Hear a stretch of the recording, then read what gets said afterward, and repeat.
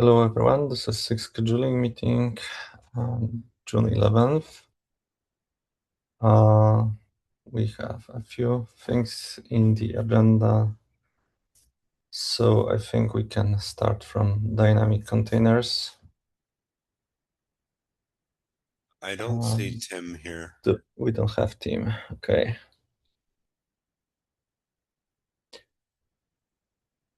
So we can then start from the second point. The CAP reviews. So as you know, the freeze is on the next Tuesday, so there's really not much time left, and there are still several caps under review. Let me share what is the status. Can you see the dashboard? Yep. Yes. Oh, okay. So let's make it a little bit bigger. So as in previous cycles, the biggest concerns is that SIG scheduling reviewing capabilities are always very limited, and we have a lot of contributions. So we have to prioritize the development, the enhancements that we accept, because that's not only about the correctness and how reasonable the proposals are, but very important is what are the priorities, which things we consider the most important. And like previously, workload hour scheduling is our top priority. So we have few enhancements that we believe that have to happen in this cycle, and those are listed as P0s on the dashboard. We have also a lot of other developments, a lot of enhancements coming from the array, and we discussed, like, we got the prioritization from device management working group, and they are reflected here. The mapping, so the array P0s, in fact, more or less map to our P1s in the context of how relatively it compares with workload hour scheduling. And we have few other enhancements, like in place pod resize. This is also an enhancement that was positioned very high. So we can go through more or less the list of enhancements and discuss the status. Please note that P0 priority is something that we really want to deliver. So if we risk in not doing that on time, we will simply, unfortunately, drop work on other lower priority enhancements. And it's not only about cap reviews. It will be also reflected in the PR reviews. We have a lot of PRs, code changes in flight, so we share our time not only among cap reviews, but also code reviews. So looking into workload hour scheduling, the gang scheduling, the main cap is already merged, but to make it possible for workload API to be promoted to beta, we have also to deliver the workload aware preemption. And workload aware preemption is in a good shape. We don't see any gaps anymore there. So those two should be definitely merged on time, and that means that workload API should be promoted to beta. There's another important enhancement, which is topology aware scheduling, and here we also have not too many changes, but the cap is already merged, and we hope to develop everything, the code on time. Another important enhancement is composite pod group API. This is also very important to be able to support more complicated workloads. So accepting and agreeing on the API and having the development in this cycle is also not as crucial as the beta promotion of the API, but also very important. So, and we hope that all the element will be addressed here as well. So next we have the array extended resources. This is already merged, so should not be any problems there. Job controller, I think this is also in progress. Maciek, do you have any comment on that?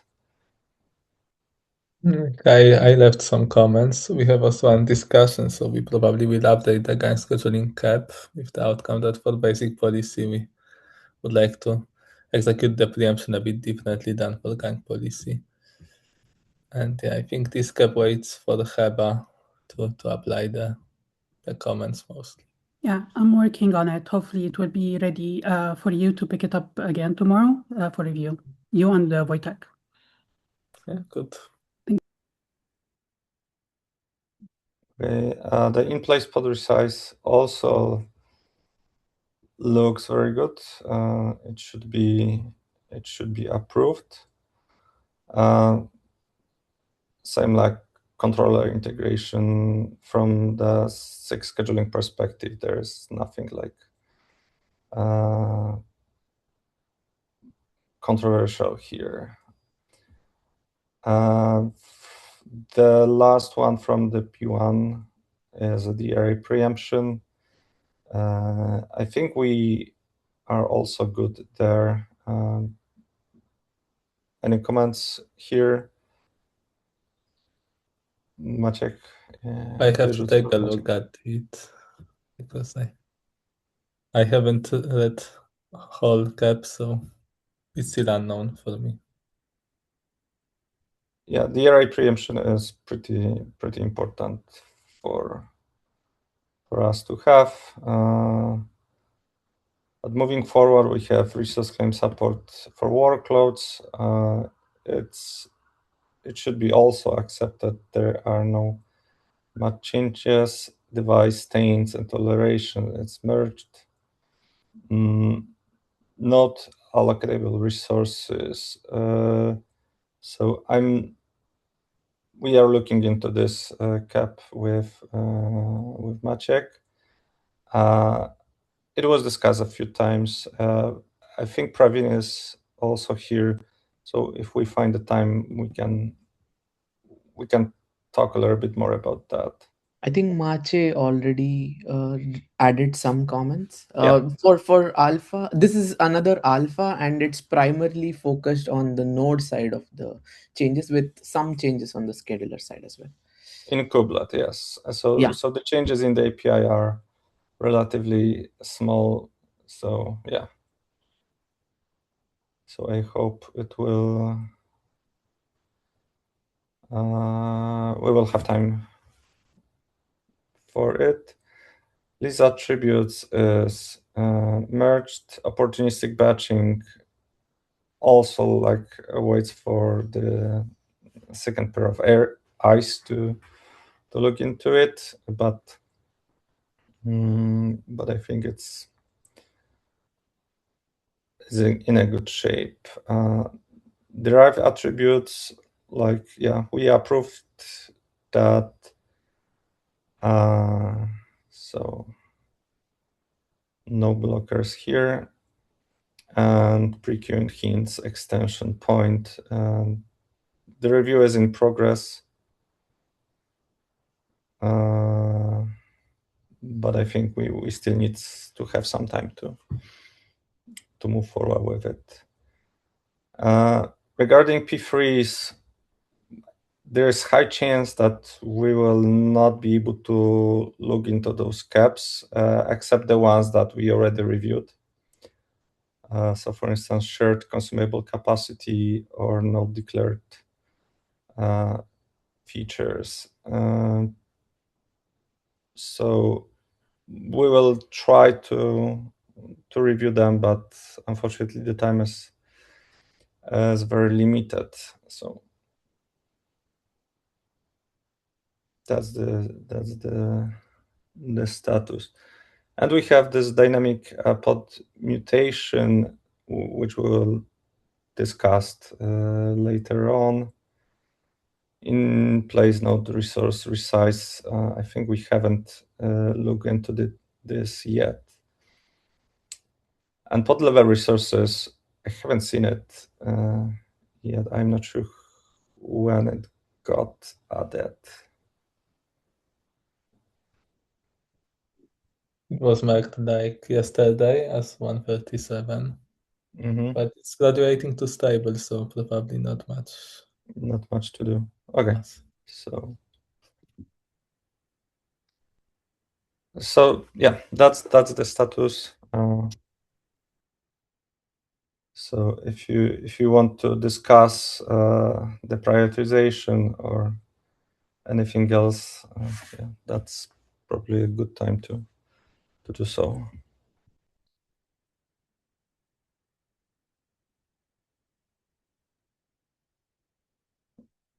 Of course, we can discuss it offline as well. However, like, yeah, the time is limited. So, do we have Tim already? Yeah. Yeah. Hey. So, do you want to talk about dynamic containers? I briefly look at the proposal. It's like bringing quite a lot of different approach to scheduling, but the scheduling itself seems like not affected directly, right? Yeah. So I wanted to. It was suggested that I bring this up here, sort of as an FYI, because this isn't actually proposing any changes to the scheduler. So maybe I can just give a very brief overview for folks who haven't had a chance to look at the KEP yet of what this is. So dynamic containers is proposing a way, in short, to add and remove containers from a running pod. We're not supporting full mutation of containers. So if you want to fully change a container, the way to do so is add a new container and remove the old one for now. This is built entirely on top of, a lot of this is built on top of the work that we already did for in-place resize. And so when it comes to the scheduling side of things, like from a scheduling perspective, this is just a pod resize. So if the new containers don't have resources, or you're using pod level resources or something like that, then adding and remove, like the scheduler, I think, just cares about pods. And so adding and removing containers is basically not important from a scheduling perspective. If you're using container level resources and you add a new container that asks for some additional resources, then we view that as an in-place pod resize and treat it exactly the same as we would if you were adding those resources to an existing container or to the pod level resources. Yeah, go ahead. So how, yeah, I understand that scheduler is not directly impacted, but how containers would be added? Would it be visible to scheduler, or scheduler will learn about this later? Yeah, so containers will be added by just an update on the pod resource. So call update on pod and add a new container to the list of containers.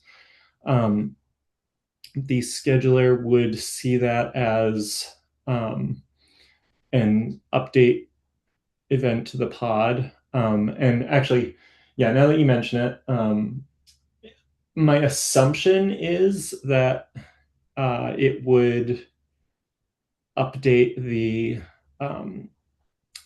it would receive that update event through the pod's pod informer and compute the new resources on it and propagate that as needed.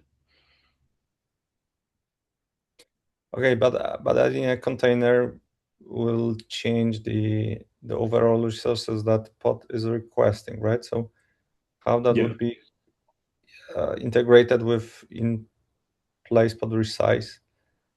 Would it be like pod resources higher than the sum of container resources, so that adding a new container does not like change that? Yeah, so what we're building here is basically a building block that other frameworks and controllers can use to build on top of. And so one way of using this is you create a pod that has some extra overhead in the pod level already baked into the pod level resources. So a pod that requests a lot more resources than it actually needs right now, and you use that essentially as a reservation and add new containers that run in that pod without changing the total pod resources at all. So that's one way to approach this. The other way would be, and if you do that, there's no resize happening, right? Because the pod level resources are staying static. If you don't set pod level resources and you add a new container that say requests 2 CPU and 4 gigabytes of memory, then my assumption, I haven't actually checked the code here, but my assumption is that the scheduler will receive a pod update through the informer, and it will compute the requests on that, which now have an additional, what did I say, 2 CPU and 4 gigabytes of memory. And it would update the cached node info to reflect that. Does that make sense?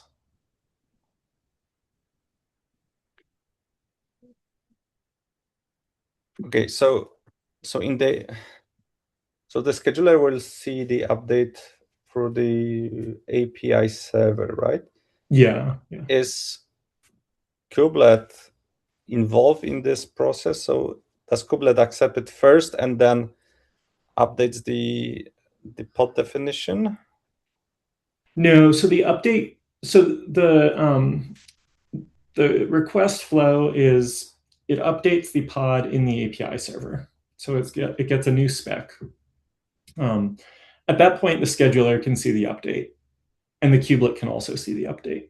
The kubelet hasn't actually accepted the update yet. So this is the same way in-place resize works. Like if I scale up a container in the pod, then it's immediately reflected in the spec. And since the scheduler looks at the maximum of the resources in the spec and the allocated resources and the actual resources, it immediately starts accounting for that extra request, even though the kubelet hasn't actually allocated it yet. So it's going to work the same way with dynamic containers, where the new container is immediately visible in the container spec, even though the kubelet hasn't actually allocated it yet. Then on the kubelet side, it sees there's a new container. It goes through its allocation flow, which is basically running its admission on the updated spec. And it sees that either it can allocate it immediately, it has sufficient resources, in which case it updates the allocated resources to reflect the new values, or it puts the resize into a deferred state. Okay, so in fact, the externals controllers would change the, like, mutate the pod resources, and you are saying that this is already like it is happening today. Mm-hmm.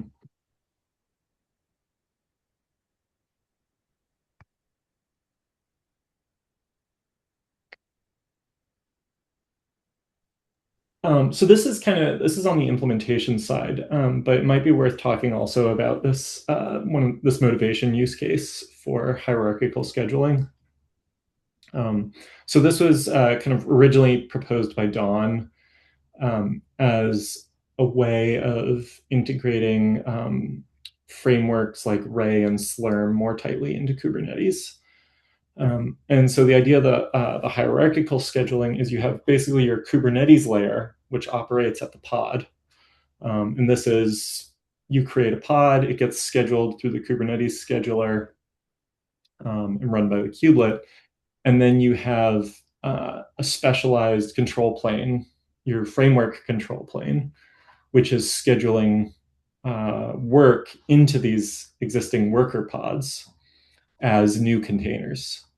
And so you have something that looks at the set of pods that are available and assigns containers to them and updates them with the new containers.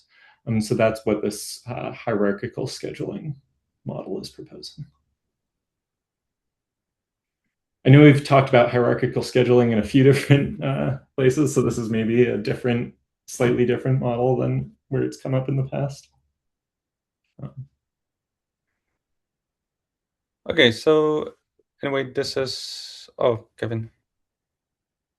Yeah, I guess why I'm bringing it up, why I was concerned is like I did talk with Marlo from the Slurm side. I know from the Q side, I mean, Q, we are having a hard time keeping up with all of these features. Like Q doesn't support pod level resources at the moment. And we also don't support in-place pod vertical scaling.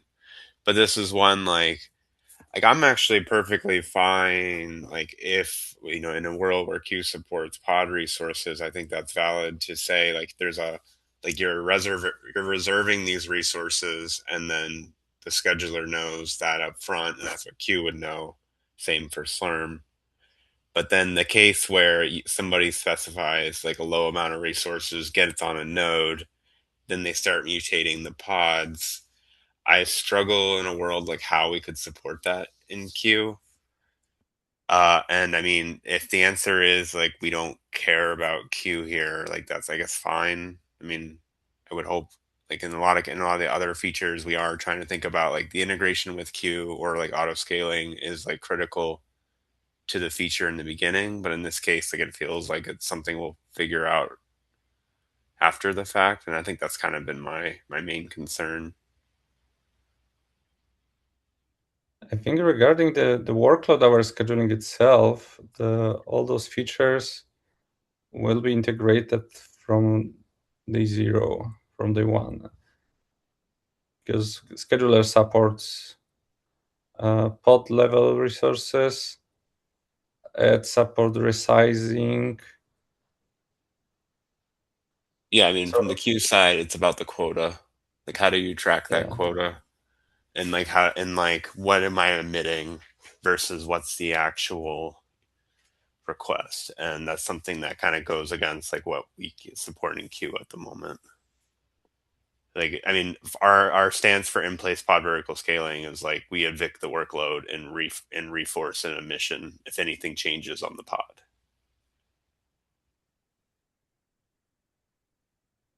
But yeah, I guess I just haven't like I'm not clear. Like, is there is the goal like we will get this feature in and then queue community will figure out the support for this down the road?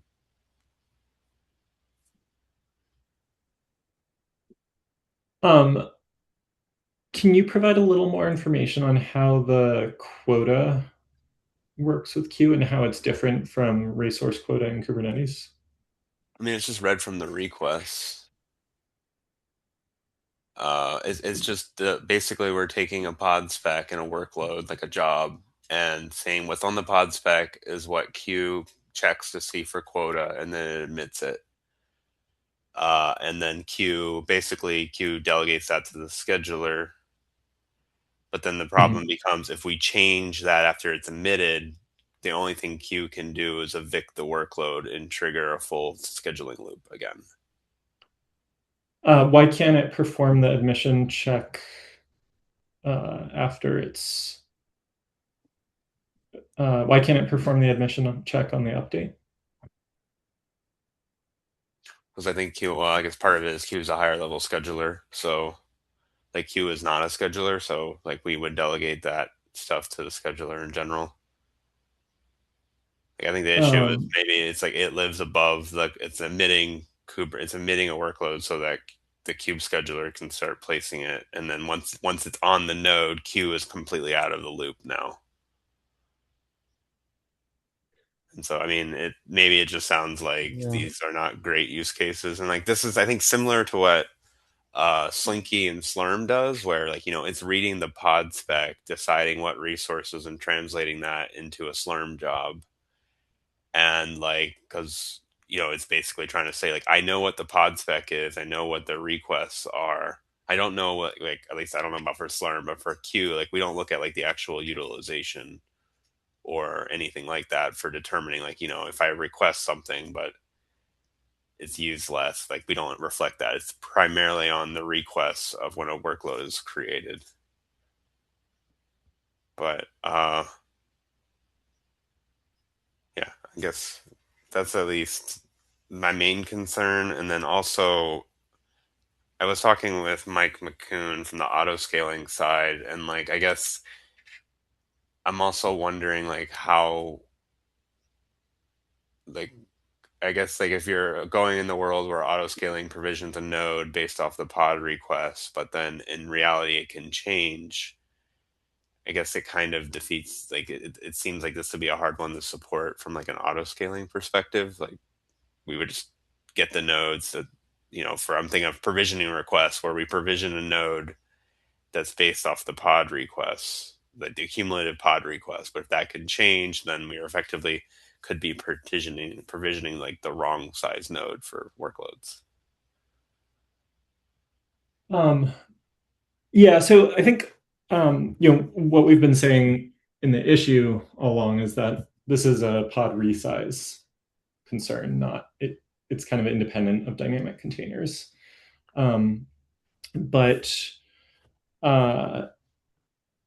Yeah, we've been working with the auto scaling teams on how to better support in-place resize. I think in the for like node auto provisioning, either you're going to over provision, in which like if you create a pod and then shrink it down, and then either you can do some compaction at that point or just leave the extra overhead to be scheduled into by the next workload. Or you under provision in the case that the pod is scaled up after it's created. And then either you make some space on that node, and that's the in-place resize preemption KEP that is going into this release. Or you can't, in which case the pod just stays in this deferred state, waiting for resources to be freed up.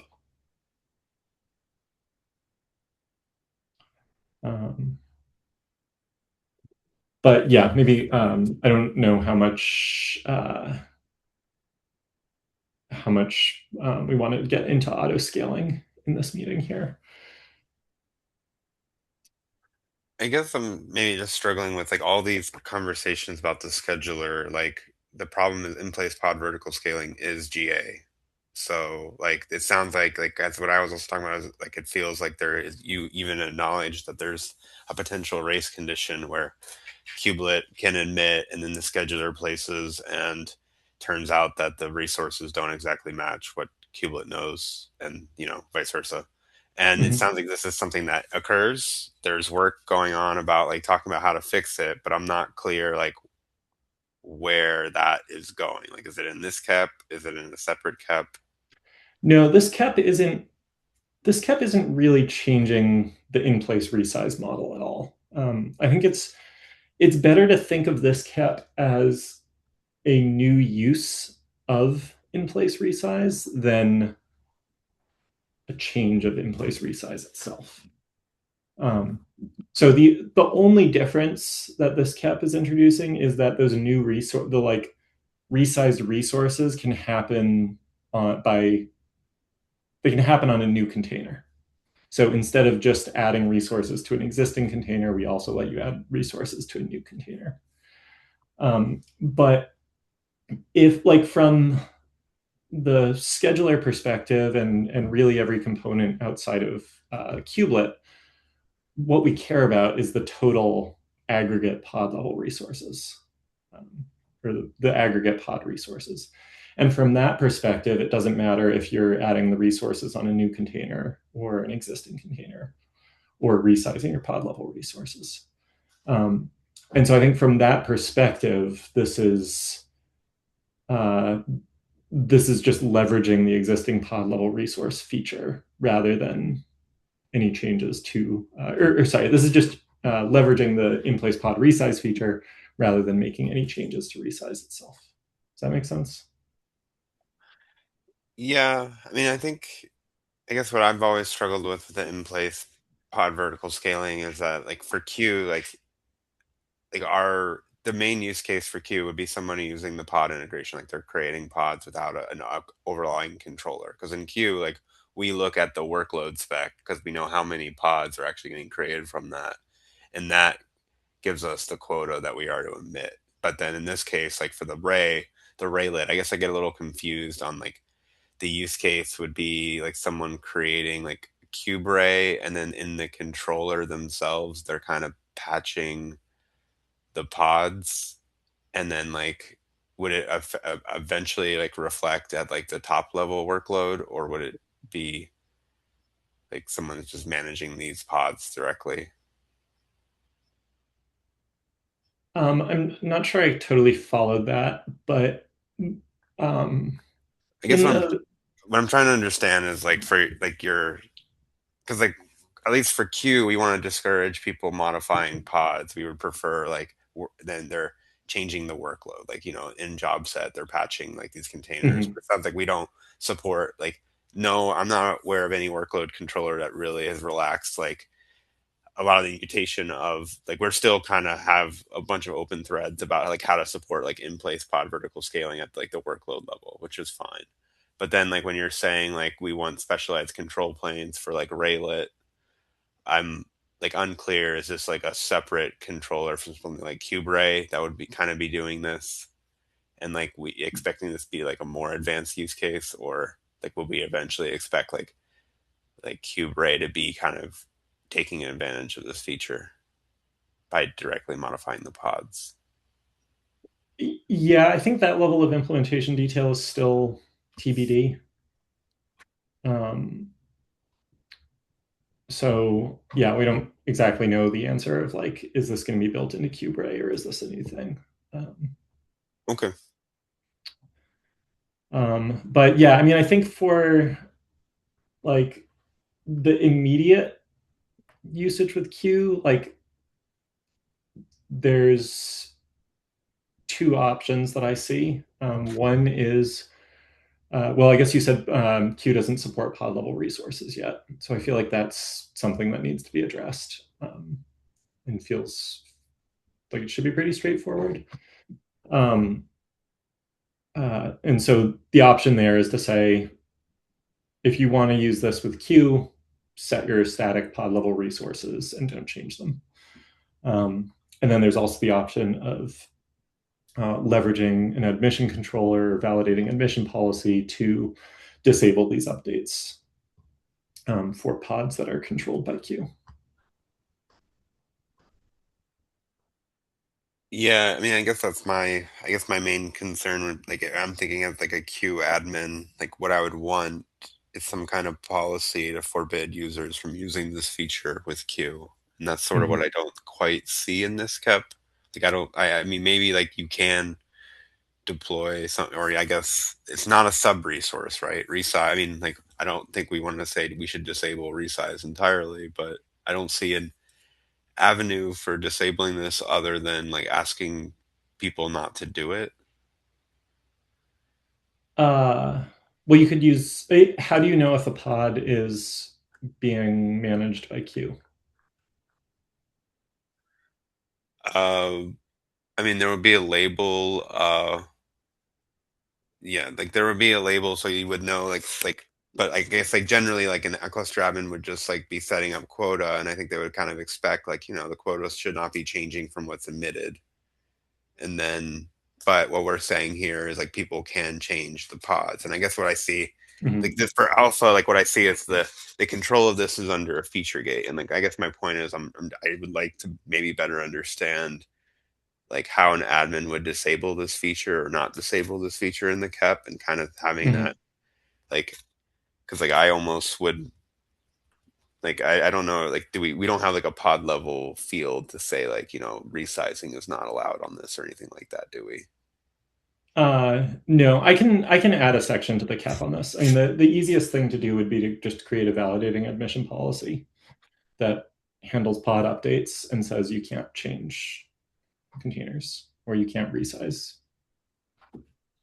But I guess we wouldn't ship that directly. It would be something we put on a cluster admin to deploy, right? Yeah. Okay. Well, sorry, I guess this isn't, it sounds like, I mean, yeah, this isn't really, you're more here to inform SIG scheduling. I'm just here, the PRR side. Yeah, I think yes and no.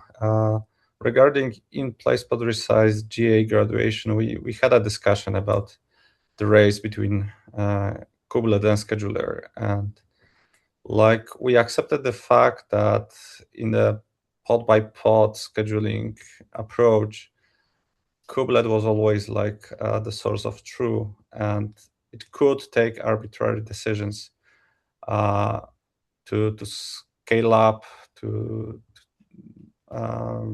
resources. And we decided that until we don't have workload aware scheduling, this is acceptable. With workload aware scheduling, which was in early development stage at that time, we definitely need to address the problem. And we had one attempt to use resource nomination that would be honored by kubelet and other schedulers, because in fact some other controller is arbitrarily allocating resources, not kubelet. So probably addressing this race will be part of workload aware scheduling effort than in pod place resize. This is why we are in a situation like this.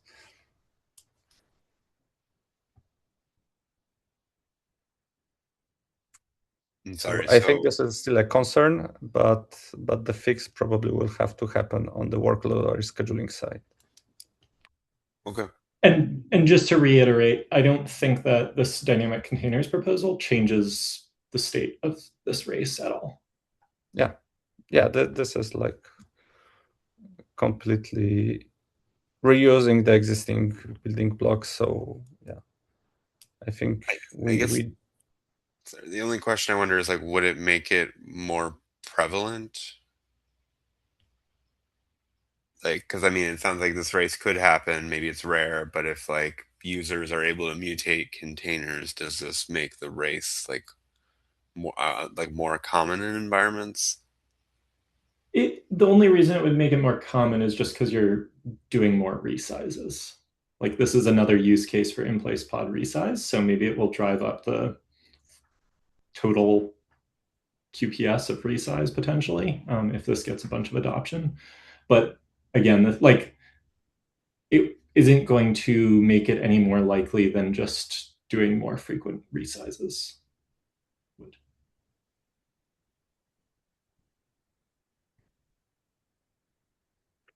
And I guess the last question, so for me, like it's like your use case, like if you could go with like trimming this down to be like like I'm thinking of like the balloon pod case where you have like a worst case scenario of the pod level requests, and then that way like like the envelope, and you can kind of resize within those bounds. Does that fit like your use case right now, or like do you want both like the like over provisioning a pod and also like under provisioning and then like letting uh people like upscale and then having like the scheduler react? Because like I guess like to me like the overly provisioning like the pod isn't an as big deal, but the under provisioning one kind of worries me a lot more.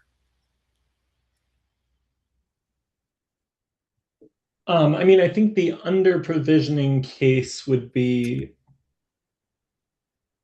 like if we didn't do that, that would just be we require the resize to happen as a separate request from adding the container. And I don't really see an advantage to doing that. Yeah, I mean, I guess the advantage for me is from the external schedulers like Slurm and Q, we would at least know the worst case scenario of how much the resources are. So so we would admit and make sure that we leave room for potential resizing. Like, and then what I'm wondering is like, the resize, at least you have the pod spec, and then, the resize can only go up to the top level pod request. And like, I'm just wondering if that like fits. Yeah, but I'm saying if we, yeah, so that case will have either way. But in terms of the dynamically upscaling to add containers, if we excluded that ability from this cap, it doesn't actually change the support for it exactly, because you can still just scale up your pod and then add your containers as a second request, a follow-up request. Yeah, I guess my point was that like all the containers you add have to be less than the top level pod request. So I'm not saying you get rid of the dynamic containers, but you have like an upper limit that this pod can actually scale Yeah, up but you to. can still change that upper limit. Oh, I So see. You can change the pod. Okay. All right.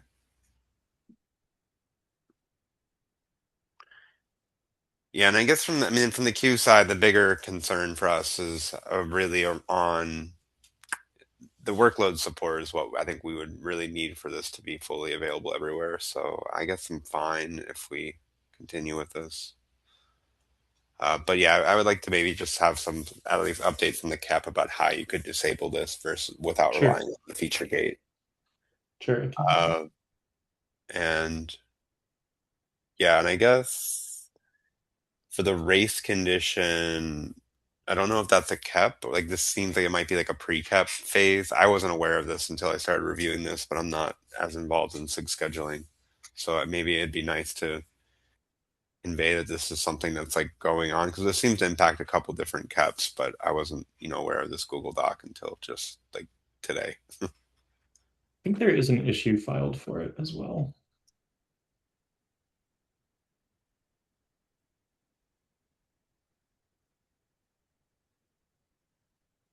Just another discussion on this issue here.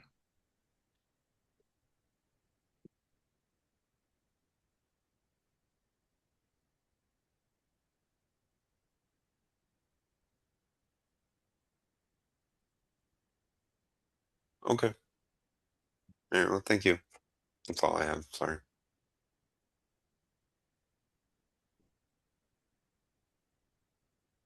Are there any other questions from the scheduling side for this?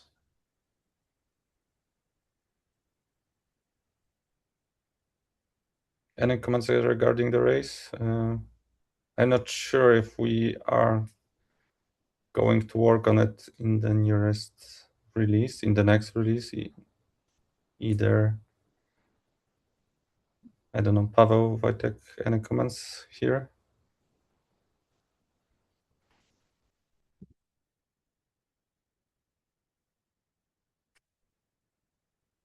So yeah, probably these are not on our priority list. So if Kevin, if you think that this should be addressed soon, I think we need to talk about that.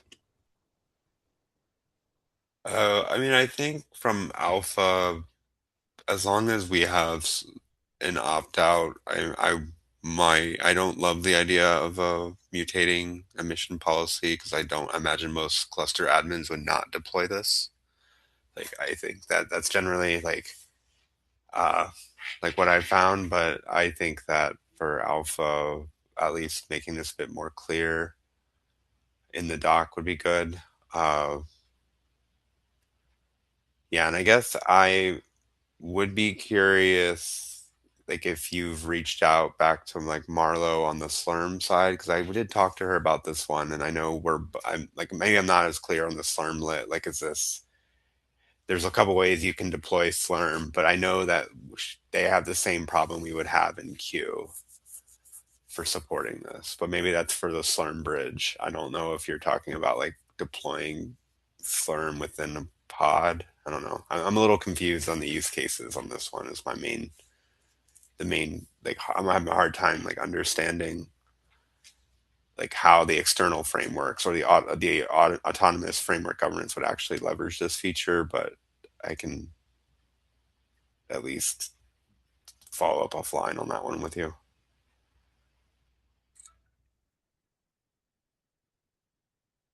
Yeah, let's follow up on that separately. Okay. Anything else you want to discuss?